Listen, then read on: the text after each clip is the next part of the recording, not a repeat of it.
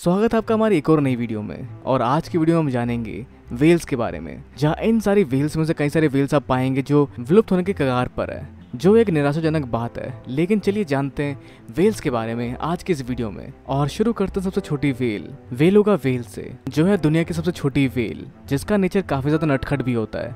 और ये पाए जाते हैं आर्कटिक महासागर और उसके आसपास के जगहों पर। लेकिन आर्कटिक के पानी के ठंडे होते ही, यानी कि बर्फ बनते ही बेलुगा पहुंच जाती है साउथ की ओर, या यूं कहें कि बेलुगास करती है माइग्रेट साउथ की ओर, जहां का पानी थोड़ा गर्म होता है। लेकिन इनको खतरा है कमर्शियल फिशिंग से, जहां उन्हें मारा जाता है उनके मीट और चमड़ी के लिए, जिससे कई सारी बेलुगा वेल्स लगभग खत्म हो चुकी है। पर इस सब के अलावा भी समुद्र का बढ़ता पॉल्यूशन और क्लाइमेट चेंज इनकी आबादी में गिरावट का एक मुख्य कारण है। जहां क्लाइमेट चेंज की वजह से समुद्र का पानी कभी काफी ज्यादा गर्म हो जाता है तो कभी काफी ज्यादा ठंडा हो जाता है। साथ ही ऑयल स्पिल वगैरह भी, मतलब समुद्र में तेल गिरना भी इनकी आबादी में गिरावट का एक मुख्य कारण है। जहां बेलुगा को खतरे में आई प्रजाति कहा जाता है, जिसका मतलब जल्दी ये विलुप्त होने के कगार पर पहुंचने वाली है। तो चलिए अब बढ़ते हैं इससे थोड़ी और बड़ी वेल, मतलब इससे थोड़ी बड़ी वेल की तरफ, जिसका नाम है मिनकी वेल। मिनकी वेल जो कि वैलिन वेल्स के ग्रुप में से है। और ये वेल वो वेल होती है जिनके मुंह में हड्डियों की सीधी संरचना होती है, जो प्लैंकटन्स वगैरह को रोके रखते हैं उनके मुंह में। जहाँ इनकी दो प्रजातियां पाई जाती है, एक अटलांटिक और दूसरा सदर्न मिनकी वेल, जिनके आकार में भी आप थोड़ा बहुत अंतर देख पाएंगे, जिनका आकार उनके रहने वाली जगह पर निर्भर करता है। जहाँ मिनकी वेल्स दुनिया भर के कई सारे सागरों में देखे जा सकते हैं, पर आमतौर पे वो उत्तर ध्रुवीय स्थान पर देखे जाते हैं। पर उनके छोटे आकार की वजह से मिनकी वेल काफी तक सुरक्षित रह पाए वेल्स के ऊपर चले शिकार की मुहिम से, जो दुनिया भर की सबसे ज्यादा पाए जाने वाली वेल्स में से एक है, जिस कारण से वो बिल्कुल भी विलुप्त नहीं होने वाली। तो अब बढ़ते हैं अगले वेल की ओर, जो कि है ब्रेड वेल। तो ये वेल होती है एक मध्य आकार की वेल, जो माने जाते हैं रॉरक्वेल्स ग्रुप की वेल, जिसका मतलब दांत जैसे संरचना वाले वेल से ही होता है, बस थोड़े बड़े आकार की। और ये वेल हिंद, प्रशांत और अटलांटिक महासागर के गर्म हिस्सों में पाई जाती है। और इस हिस्से में पाई जाने वाली छोटी वेल्स सर्दी के समय अपनी जगह बदल लेती है और माइग्रेट हो जाती है तापमान में गिरावट और खाने की कमी के कारण। और आमतौर पर उष्ण कटिबंधीय स्थल पर रहने वाली वेल्स अपना पूरा जीवन एक ही जगह पर व्यतीत करती है। पर ब्रेड वेल्स की संख्या कम हो रही है वेल्स के अत्यधिक शिकार के कारण। भले उन्हें कानूनी तौर पर सुरक्षा मिली हो, लेकिन कई सारे गैर कानूनी शिकार अभी भी हो रहे हैं। पर साथ ही उनकी आबादी में गिरावट का कारण है केमिकल पॉल्यूशन और नॉइज पॉल्यूशन, जो समुद्र में बढ़ते हुए बोट के ट्रैफिक से हो रहा है। लेकिन ब्रेड वेल्स की संख्या बता पाना अभी के लिए नामुमकिन है, जिन्हें डाटा डेफिशिएंट कहा जाता है, मतलब जिनकी पूरी संख्या अब तक किसी को नहीं पता, और एक अनुमानित आंकड़ा भी इनका नहीं मिल पा रहा। तो अब साइज को और बढ़ाते हैं और बढ़ते हैं सी वेल्स की तरफ। तो ये वेल्स भी बैलिन वेल्स के ग्रुप में से आती है। और इन वेल्स को हम दो भाग में बांट सकते हैं, जो दुनिया भर के हर एक महासागर में पाई जाती है। तो ये वेल पाए जाते हैं उत्तरी गोलार्ध और दक्षिणी गोलार्ध के पास वाले पानी में, जहाँ का तापमान थोड़ा कम होता है। और ये रहते हैं समुद्री तट से काफी दूर, पर जिनकी जनसंख्या में भी 70% तक की गिरावट आई है, जिसका कारण अतीत में इनका हुआ अत्यधिक शिकार भी है। अब भले इन्हें कानूनी तौर पर सुरक्षा मिल चुकी हो, लेकिन फिर भी इनकी आबादी कम हो रही है पानी में चल रहे जहाज से टकराने पर, रासायनिक और ध्वनि प्रदूषण यानी कि केमिकल और नॉइज पॉल्यूशन के कारण भी। और साथ ही खाने की कमी भी एक मुख्य कारण है इसका, जिसके साथ सी वेल्स भी एंडेंजर्ड कैटेगरी में आती है, मतलब ये भी विलुप्त होने वाली प्रजातियों में से है। अब अगर हम बात करें इससे बड़े वेल की, तो वो होगा हम्पबैक वेल। तो हम्पबैक वेल दुनिया भर के हर एक सागर में पाई जाती है, जिन्हें आसानी से पहचाना जा सकता है उनके बड़े आकार, बड़े पंख और उनके सुंदर संगीत के वजह से।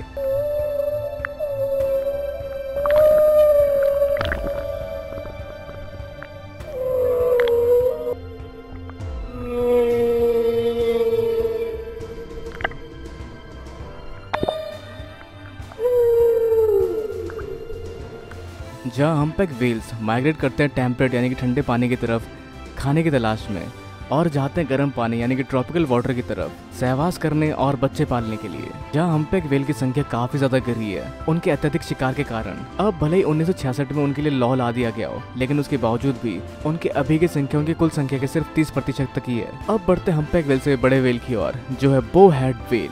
तो ये वेल भी वैलिन वेल्स के समूह में से एक है, जिसे जाना जाता है ग्रीनलैंड के राइट वेल के तौर पर भी। जहाँ बो हेड वेल सिर्फ उत्तरी गोलार्ध में पाई जाती है, जो रहती है आर्कटिक सागर के ठंडे पानी के अंदर, जिनका अत्यधिक शिकार किया गया था उनके मांस और तेल के लिए। अब भले उनका शिकार कानूनी तौर पर बंद क्यों ना हो, पर फिर भी उनका जीना मुश्किल होता चला जा रहा है।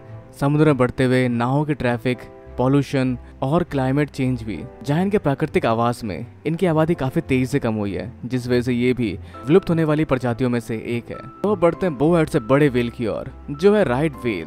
तो राइट व्हेल भी वैलिन व्हेल्स में से एक है जिनकी 3 प्रजातियां पाई जाती है, जो पाई जाती है अटलांटिक और प्रशांत महासागर में, जो आमतौर पर तट के काफी नजदीक रहते हैं। जहां राइट व्हेल बाकी व्हेलों की तुलना में भी सबसे ज्यादा विलुप्त होने वाली व्हेल्स है, जो अपने प्राकृतिक आवास में लगभग कुछ 100 के आसपास ही रह गए हैं, जिनका इतना अत्यधिक शिकार हुआ कि वो लगभग विलुप्त हो गए। अब भले उन्हें कानूनी तौर पर सुरक्षा मिल गई हो, लेकिन उसके बावजूद भी उनकी मौत हो जाती है जहाज से टकराने पर, नॉइज और केमिकल पॉल्यूशन और कभी कभी फिशिंग नेट में फंसने के कारण।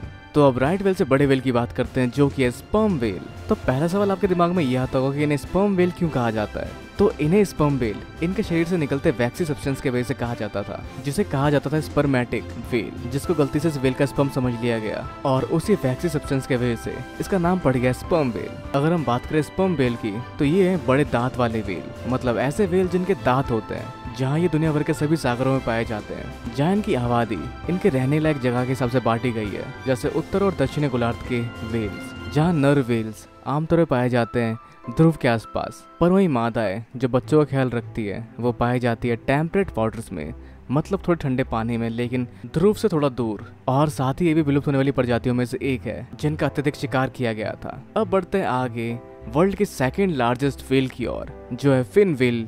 तो इसकी कहानी बाकी व्हेलों से अलग नहीं है। ये वैलिन व्हेल के ग्रुप में से है, जो दुनिया भर के हर एक सागर में पाए जाते हैं, जो आमतौर पर ठंडे और ध्रुवीय पानी में पाए जाते हैं, जो तैरते हुए देखे जाते हैं खुले समुद्र में, जो किनारे से काफी दूर हो। पर इनकी आबादी में कमी का मुख्य कारण है इन पे हुआ शिकार, नॉइस पॉल्यूशन, खाने की कमी, कभी कभी शिप से टकरा जाना और मछली के जाल में फंसना, और यही सभी कारण है जो उन्हें बनाती है विलुप्त होने वाली प्रजातियों में से एक। तो चलिए बढ़ते आखिरी व्हेल की ओर, जो है दुनिया की सबसे बड़ी व्हेल, जिसका नाम आप शायद जानते ही होंगे। अगर हाँ तो देर किस बात की, नीचे कमेंट जरूर कीजिए। तो जी हाँ, वो है ब्लू व्हेल। तो ये भी दुनिया भर के हर एक सागर में पाई जाती है, जो गर्म मौसम पसंद करती है, जहाँ गर्मियों के समय आर्कटिक वाटर में और सर्दी आते ही ये पहुंच जाती है साउथ में, जहाँ का पानी उस समय गर्म होता है। साथ ही ब्लू व्हेल दुनिया की सबसे पुरानी क्रिएचर्स में से एक है, जो इस धरती पे लगभग 54 मिलियन सालों से है, मतलब 5.4 करोड़ सालों से। पर उनकी आबादी 20वीं शताब्दी में काफी तेजी से गिरी उन पर किए गए शिकार के कारण, लेकिन आज इन्हें प्रोटेक्शन मिल चुकी है, जहाँ इनकी संख्या बढ़ाने की कोशिश की जा रही है, जो अभी भी इनके प्राकृतिक आवास में 4500 ही है, और ये संख्या दुनिया भर में बचे कुल व्हेलों की संख्या ही है। पर इस सब के अलावा भी उन्हें कुछ और खतरों का सामना करना पड़ता है, जैसे समुद्र में पॉल्यूशन, बढ़ता सी ट्रैफिक जिससे कभी कभी नाव से टकरा जाते हैं, क्लाइमेट चेंजेस और तेल का गिरना। तो ये है कुछ कारण जिससे ये व्हेल भी खत्म हो रही है, और बहुत सारी व्हेल्स भी इन कारणों से खत्म हो रही है। तो अगर आप किसी बीच में जाते हैं तो वहाँ कचरा ना फैलाएं और इन सब चीज़ों का ध्यान रखें। तो उम्मीद करते हैं आपको वीडियो काफ़ी हेल्पफुल लगी, और इन व्हेलों के बारे में और जानने के लिए आप नीचे कमेंट में बता सकते हैं हम लोगों को, जहाँ हम इन व्हेलों पे सेपरेट वीडियोस भी बना देंगे।